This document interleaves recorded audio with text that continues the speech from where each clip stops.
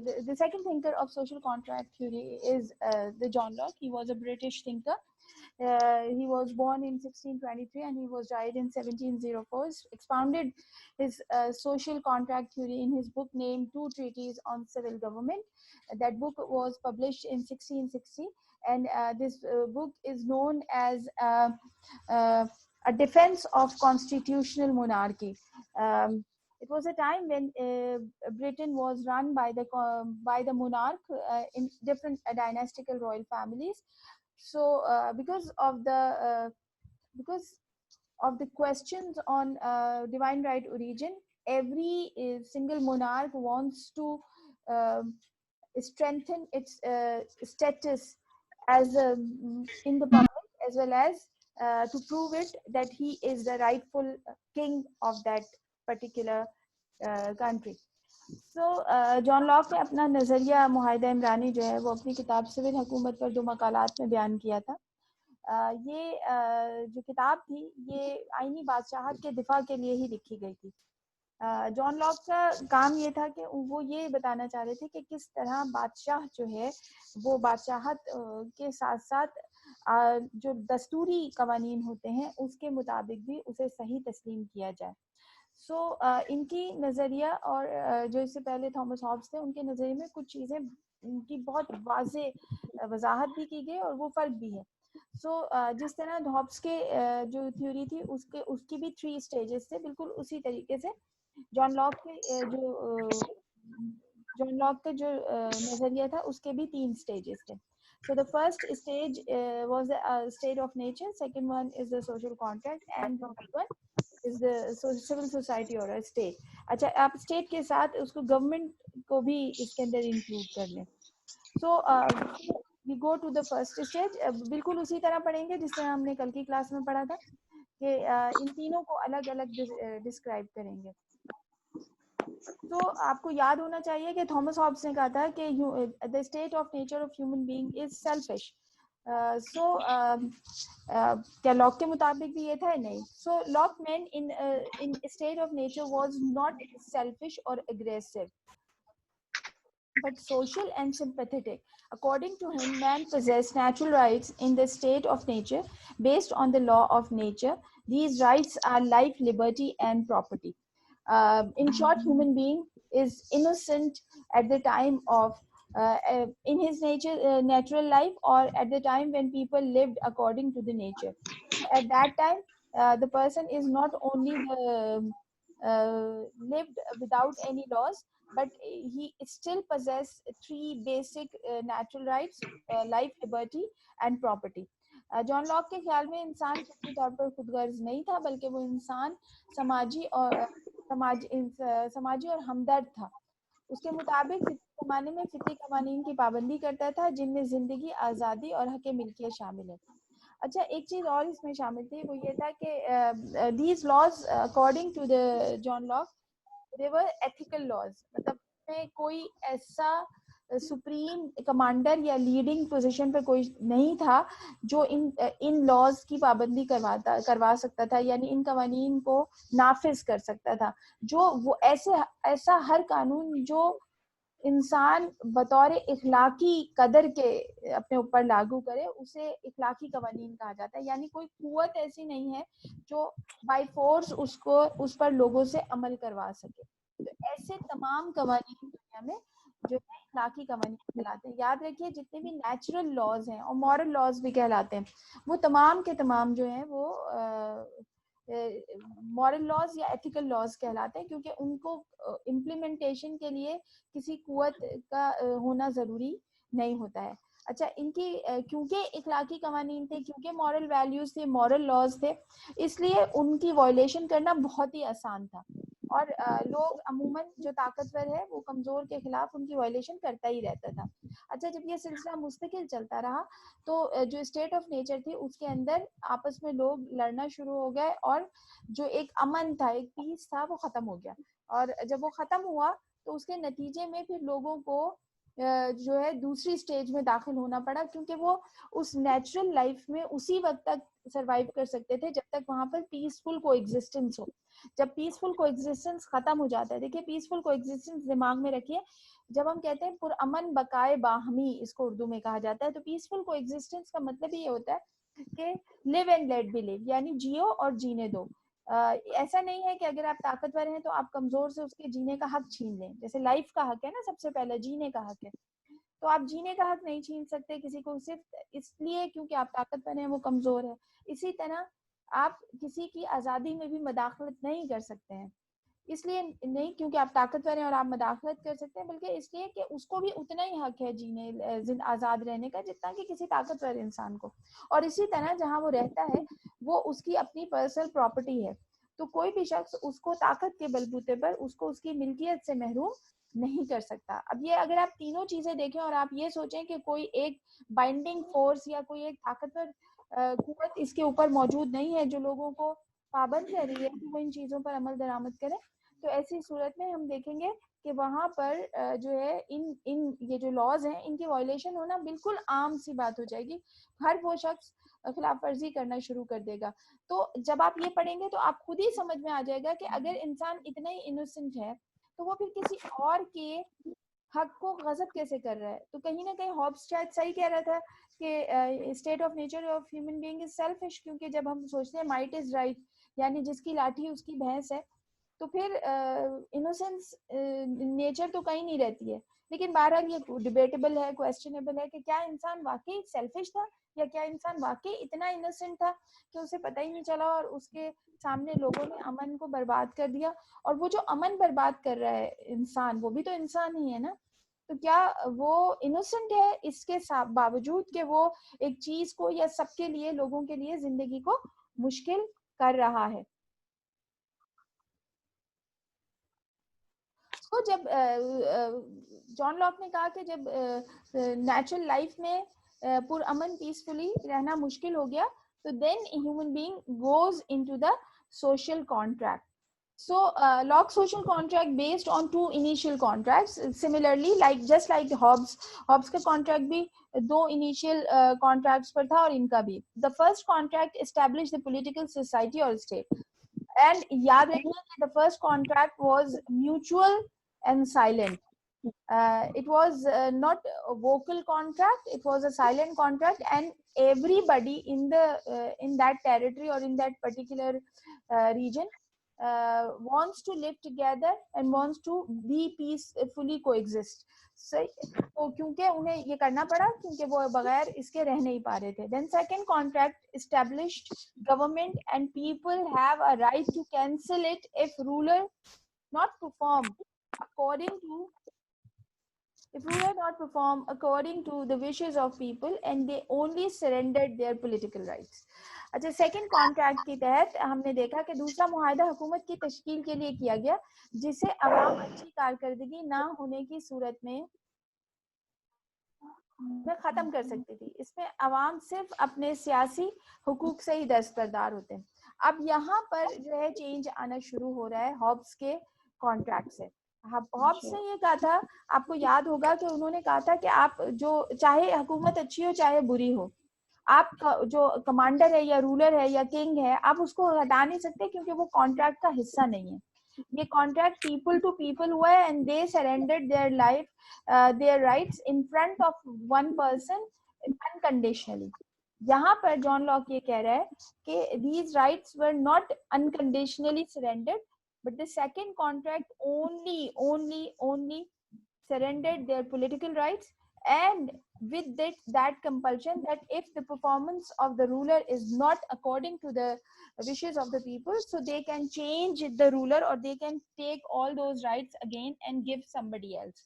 अच्छा, ये एक ऐसी, आप ये समझ लीजिए कि एक तरीके का रेवोल्यूशनरी एस्पेक्ट जो है सोशल कॉन्ट्रैक्ट में दाखिल हुआ कि गवर्नमेंट जो है वो एब्सोल्यूट नहीं है, बल्कि गवर्नमेंट जो है it is in control of people.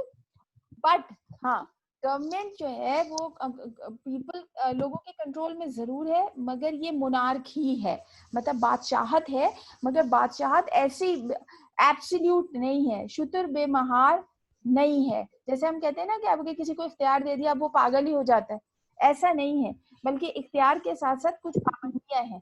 उसे ये बताया गया है कि ये लॉज है and you have to perform according to the laws. if you are not performing according to the laws, then the right can be taken from that person and give to somebody else. So ये एक ऐसा concept था जो बिल्कुल Thomas Hobbes से different था, और यहीं से हम बताते हैं कि सोशल कॉन्ट्रैक्ट जो है ये तीन थिंकर्स को क्यों पढ़ाया जाता है. खैर, so according to Locke, each individual finding the state of nature intolerable, owing its inconveniences, entered into a contract and established a state. After establishing the state, people entered into another contract, this time with the ruler or legislature. जैसे उसने कहा कि फितरी हालत में हालात खराब हो गए और उसके अंदर रहना बहुत मुश्किल हो गया फितरी सूरत में, तो उन्हें मुआहदे में दाखिल होना पड़ा, और रियासत के क़याम के बाद उन्होंने एक और मुआहदा किया जो महदूद मुआहदा था, और इस बार ये मुआहदा जो है ये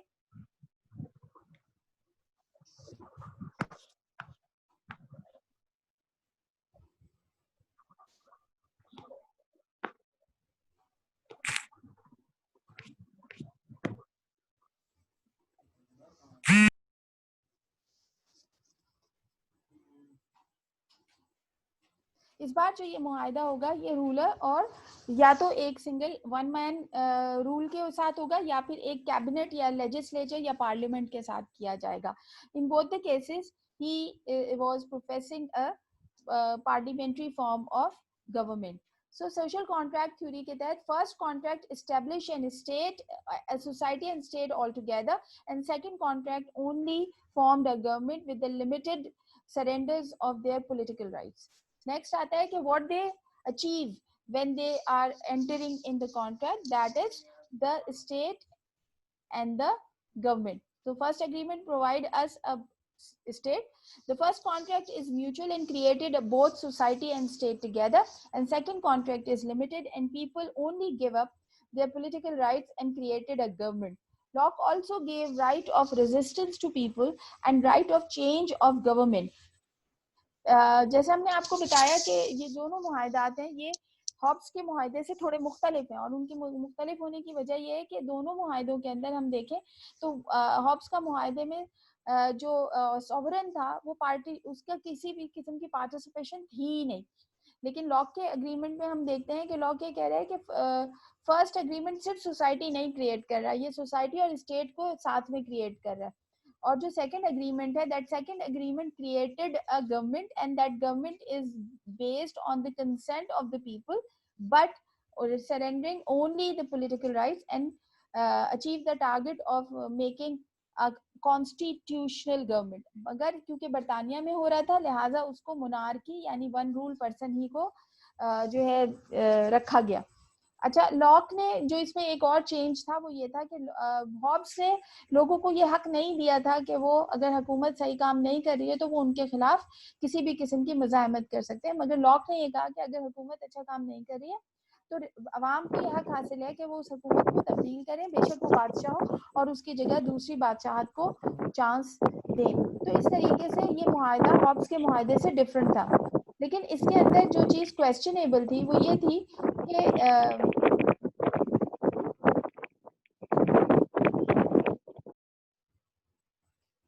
इसके अंदर जो क्वेश्चनेबल चीज़ थी वो ये थी कि अगर इंसान मासूम है तो वो फिर हंगामा क्यों कर रहा है, और अगर वो हंगामा कर रहा है तो ऐसे क्या रीजंस थे जिसकी वजह से लड़ाइयाँ शुरू हो गई और अमन ख़त्म हो गया. दूसरी चीज़ ये थी कि बादशाह को आप कैसे पाबंद कर सकते हैं अवाम के लिए, अनटिल एंड अनलेस आप उसके अंदर जो है उसको पॉलिटिकली लोगों को इतना एम्पावर ना करें. जब वो अपने तमाम पॉलिटिकल राइट्स को सरेंडर कर देंगे तो उनके पास राइट ऑफ रेजिस्टेंस रह कहाँ जाएगा, क्योंकि राइट ऑफ रेजिस्टेंस तो पॉलिटिकल राइट है, and they were surrendering all there political rights. जब वो तमाम पॉलिटिकल राइट्स को छोड़ रहे हैं तो ये मुमकिन ही नहीं है उनके लिए कि वो किसी भी तरीके से रेजिस्टेंस कर सकें कि आप बादशाह को हटा सकें. So for that matter we enter to the next thinker, which is the Rousseau. The social contract theory by Rousseau is different from the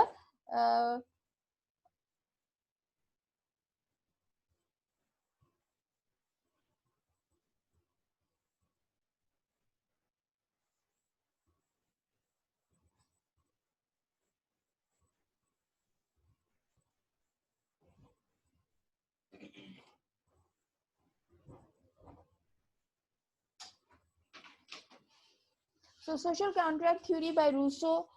Rousseau was not a British thinker, he was a French thinker, and for that matter मेरे ख्याल से उसकी जो change होने की एक बहुत बड़ी वजह भी यही थी.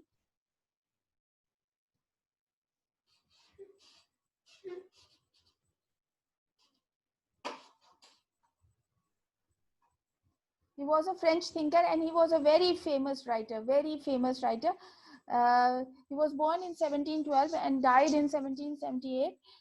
His famous idea, very famous phrase है, इसकी बहुत ही मशहूर ये phrase है कि man is born free but he's everywhere in chains. Challenge the traditional order of the society. It proves that he was different and he provided the different ideology. His perfect world was one in which the will of the people was most important.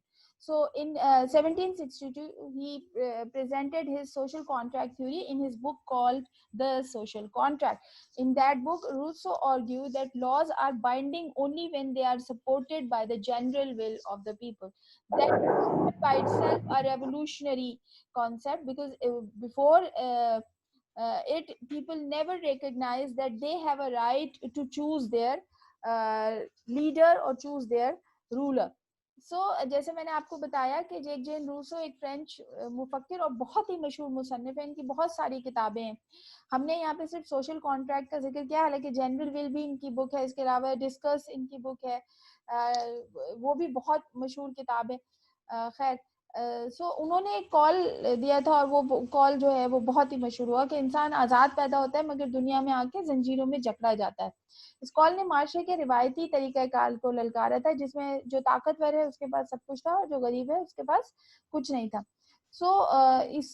इनके concept की एक बहुत important चीज ये भी थी कि इन्होंने पब्लिक ओपिनियन को जनरल विल का नाम दिया था और उसके अंदर अवामी राय अम्मा को स्टेट फॉर्मेशन में सबसे इम्पोर्टेंट रोल भी प्रोवाइड किया था. ये तमाम जो उनके डिबेट है सोशल कॉन्ट्रैक्ट थ्योरी के हवाले से, ये उनके बुक है जिसका नाम द सोशल कॉन्ट्रैक्ट है, उसके अंदर किया था. जिस तरह इससे पहले के दो थिंकर्स हैं हॉब्स एंड लॉक, इसी तरह रूसो की जो सोशल कॉन्ट्रैक्ट थ्योरी है उसको भी हम 3 स्टेजेस में डिवाइड कर सकते हैं. तो the first stage is the state of nature, the second stage is a social contract and third stage is a civil society और स्टेट और अ गवर्नमेंट. सो कुछ चीजें सेम है और कुछ चीजें डिफरेंट है. So we come to the state of nature. So the state of nature the state of nature of humans, according to the Rousseau, were unwarlike and somewhat undeveloped in their reasoning, power, and sense of morality and responsibility. उनके ख्याल में इंसान फितरी सूरत में जंगजू नहीं था, वो लड़ने को पसंद नहीं करता था और वो ताकत के इस्तेमाल को जानता भी नहीं था, लेकिन उसके अंदर कुछ मोरालिटी मौजूद थी. Then he also gave the same natural rights which given by the Locke, that right of life, liberty, and property, and which are unquestionable according to the Rousseau as well. So it was same as John Locke said. Then the social contract, which is quite different from the John Locke. So according to Rousseau, people agree for mutual protection to surrender individual freedom of action and establish laws and government. They then acquired a sense of moral and civic obligation. In order to retain its essential moral character, government must thus rest on the consent of the governed. अच्छा, ये वोलेंटे जनरले लिखा हुआ है, ये French word है और इसका मतलब अंग्रेजी में जनरल विल है. रूसो के मुताबिक लोग बाहमी तहफ़्फ़ुज़ के लिए अपने इनफरादी हक से दस्तबरदार हुए और कवानीन और हुकूमत कायम की. इस दौरान वो इखलाकी इक़दार और महज़्ज़ब असूलों पर अमल दरामद करेंगे. इखलाकी इक़दार को बरकरार रखने के लिए ज़रूरी है कि हुकूमत का क़याम अवाम की इज्तिमाई राय की बुनियाद पर किया जाए, जिसे रूसो ने जनरल विल का नाम दिया. ये है टर्निंग पॉइंट. लॉक अभी तक कॉन्स्टिट्यूशन मोनार्की को ही सपोर्ट कर रहा था. वो ये कह रहा था कि जरूर रियासत जो है वो अग्रीमेंट के थ्रू बनी है, but that agreement was between people and the monarch. Rousseau कह रहे हैं कि नहीं, that agreement was between the people and their public opinion और देयर जनरल विल. यानी लोग जिसके लिए अपनी इज्तिमाई राय देंगे वो ही चाहे वो ग्रुप हो, चाहे वो एक शख्स हो, चाहे वो एक कैबिनेट हो, चाहे वो एक पार्लियामेंट हो, वो ही गवर्नमेंट बनाने का हक रखता है।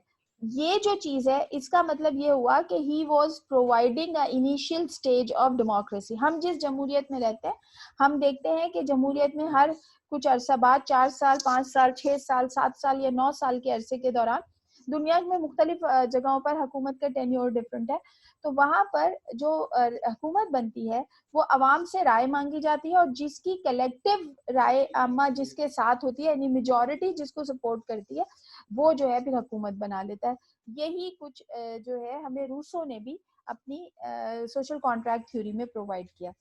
तो अब हम जब इन तीनों को देखते हैं, तो जैसे हमने कहा कि रूसो और जॉन लॉक का जो इंसान है दोनों का मासूम है, हॉब्स का इंसान जो है वो खुदगर्ज और जालिम है।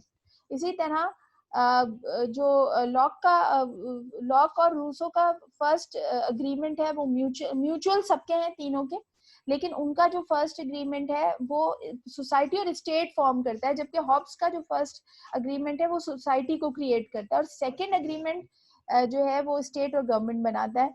तो इसके रिप्लेसमेंट में अगर हम देखेंगे, तो जो रूसो और लॉक का फर्स्ट एग्रीमेंट है वो सोसाइटी और स्टेट एक साथ बना रहा है, और जो सेकंड कॉन्ट्रैक्ट है वो जो है आपको गवर्नमेंट बना के दे रहा है।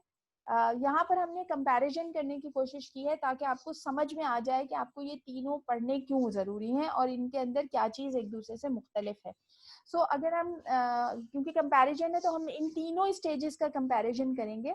सो state of nature of human being, according to the Hobbes it is selfish, according to the Locke it is innocent, according to the Rousseau it is innocent and unwarlike। इसी तरह मतलब जैसे हमने आपको बताया कि इंसानी फितरत हॉब्स के मुताबिक खुदगर्ज है, लॉक के मुताबिक मासूम है, रूसो के मुताबिक मासूम भी है और गैर जंगजू है, यानी वो ताकत का इस्तेमाल नहीं जानते थे। Then we come to the social contract. Hobbes के भी 2 सोशल कॉन्ट्रैक्ट्स हैं, लॉक के भी 2 सोशल कॉन्ट्रैक्ट्स हैं, और सॉरी यहाँ रूसो लिखना था, मैंने लॉक ही लिख दिया गलती से, तो रूसो के भी 2 कॉन्ट्रैक्ट्स हैं। ठीक, सो द फर्स्ट कॉन्ट्रैक्ट जो है वो तीनों का साइलेंट है, तीनों का म्यूचुअल है, और तीनों का जो है एक जैसा ही है तकरीबन, क्योंकि it is between the people to people. But the second contract is different. Second contract जो है वो हॉब्स का जो है वो पीपल विद सॉवरेन है, यानी among the people they are doing himself and transferring the power to the sovereign. Locke का जो सेकेंड कॉन्ट्रैक्ट है that is limited and only giving up political rights. Then जो रूसो है उसका जो second contract है वो भी लिमिटेड है और only giving up political rights in front of their own general will. तो हम देखेंगे कि सोशल कॉन्ट्रैक्ट में तीनों का कॉन्ट्रैक्ट एक दूसरे से थोड़ा सा मुख्तलिफ है। The formation of state and government जो है वो अगर हम देखें तो हम देखते हैं कि हॉब्स का जो रियासत बन रही है वो फर्स्ट एग्रीमेंट से उसकी सोसाइटी बन रही है, और सेकंड एग्रीमेंट जो है वो स्टेट और मोनार्क रूल को बना रहा है। जबकि लॉक का अगर हम देखेंगे तो सोसाइटी और स्टेट जो है वो फर्स्ट एग्रीमेंट से बन रही है, और सेकंड एग्रीमेंट जो है वो कॉन्स्टिट्यूशनल मोनार्की यानी हुकूमत कायम कर रहा है। और इसी तरह अगर हम रूसो को देखेंगे तो सोसाइटी और स्टेट जो है वो फर्स्ट एग्रीमेंट से बनती है, एंड सेकंड एग्रीमेंट जो है वो हुकूमत बनाता है, और वो कौन सी हुकूमत है, वो अवाम की राय आमा पर मबनी हुकूमत है जिसे हम जमहूरी हुकूमत कहते हैं। तो सोशल कॉन्ट्रैक्ट थ्योरी अगर ओवरऑल सोशल कॉन्ट्रैक्ट थ्योरी देखें तो हमें पता चलता है कि दुनिया में जितनी भी 200 से ज्यादा स्टेट्स हैं, ये सब की सब जो है ये लोगों के म्यूचुअल कंसेंट, यानी जब लोगों ने फैसला किया कि हमें रियासत बनानी है तो उनकी रियासत बनती है। हम इसकी एग्जाम्पल में पाकिस्तान और इसराइल का भी रियासत का जो है कॉन्सेप्ट दे सकते हैं। फॉर एग्जाम्पल पाकिस्तान जो है वो जब सब कॉन्टिनेंट के मुसलमानों ने ये डिसाइड किया कि they want a separate homeland, तो जब उन्होंने एक आपस में ये फैसला कर लिया कि अब हम जो है सब कॉन्टिनेंट में एक साथ नहीं रहेंगे, and we need a separate homeland which must be according to the इस्लाम। सो उन्होंने फिर उसके लिए मूवमेंट चलाई and they get their own state. So रियासत कौन बनाता है? फर्द बनाता है, इंसान बनाता है। वो किस तरह बनाता है? जब वो डिसाइड करते हैं। It means when they agreed का मतलब when they are in the contract, तो वो अपने कॉन्ट्रैक्ट करते हैं and then they made a state and the government. पहले रियासत बनती है, याद रखिए, फिर उसके बाद ही हुकूमत तश्कील में आती है। तो हुकूमत की तश्कील के लिए जरूरी है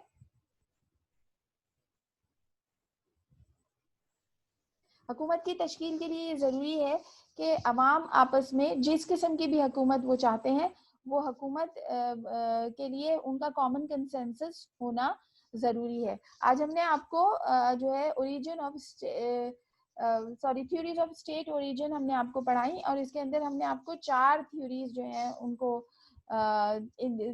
पढ़ाने की कोशिश की, जिनमें 3 जो है वो ब्रीफ थी, मतलब मुख्तसर तौर पर पढ़ाई गई थी, और सोशल कॉन्ट्रैक्ट थ्योरी जो प्रैक्टिकल है, एप्लीकेबल है इस वक्त पूरी दुनिया में, उस थ्योरी को हमने डिटेल में हॉब्स, लॉक एंड रूसो के जो थ्योरीज हैं उनके अकॉर्डिंग आपको पढ़ाने की कोशिश की। आई होप आपको समझ में आया हो। और